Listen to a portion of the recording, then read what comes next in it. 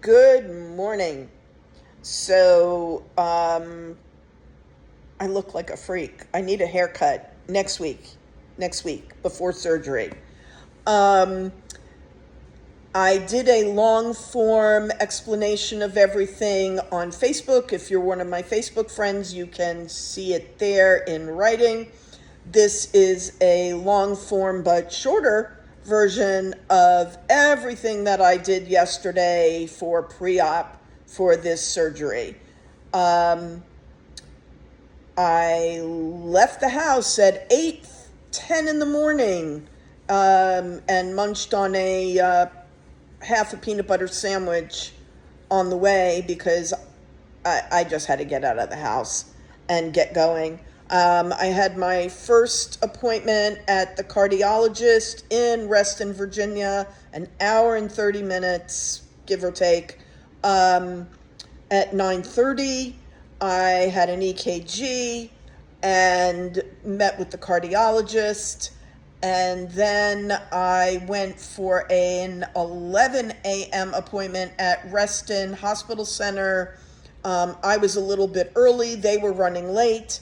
They let me do my registration portion before I met with the admissions nurse or the pre-admissions nurse so that I didn't have to stay there longer than necessary. And that worked out really well. So I met with the pre-admissions nurse, really liked her, a lot of good information from her. Her name is Sue. If you're ever at Reston Hospital Center, she did a great job and made me feel very comfortable, which I am very grateful for because, frankly, the whole day was nerve-wracking.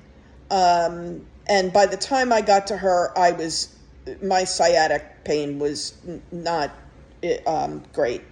I didn't get out of there until 12:40 because after I met with her, I had to have blood work done and a Mercer test, which is apparently standard. It's a nose swab.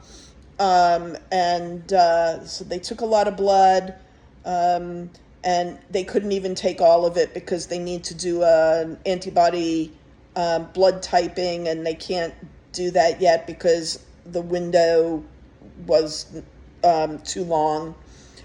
So they'll do that the day of surgery. But they did a great job there too because nobody blew my vein, which, is always a fear of mine because it happens more often than I care to say. Anyway, I left the hospital at 12:40, ran figuratively to Kava, where I had a really great falafel crunch bowl and had just enough time to get back to the building where the cardiologist is because that is where my surgeon is, for a 2 o'clock appointment with the surgeon. I met with the PA as well. She gave me a long explanation of what they're really doing in the surgery. He went over it as well after her. But she had props, a little spine thing to show me. And so they're going to be removing 2 of my discs and replacing it with fake discs, metal. And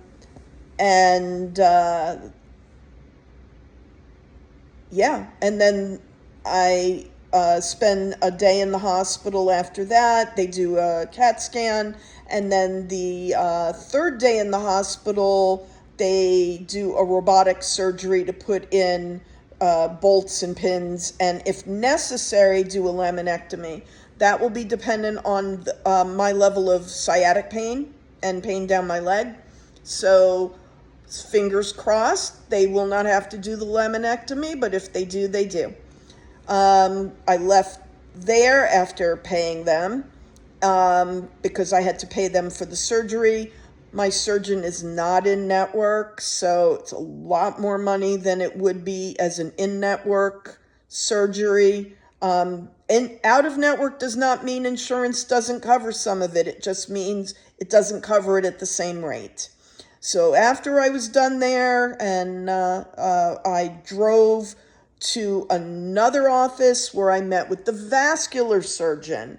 I had abdominal surgery in 2001. Well, it wasn't abdominal surgery, it was uterine surgery, but because they had a cut through my uterus and my stomach muscle, I have to have a vascular surgeon who actually makes the incision in my stomach and is there through the surgery and then closes up, because they're going to do the surgery through my abdominal cavity.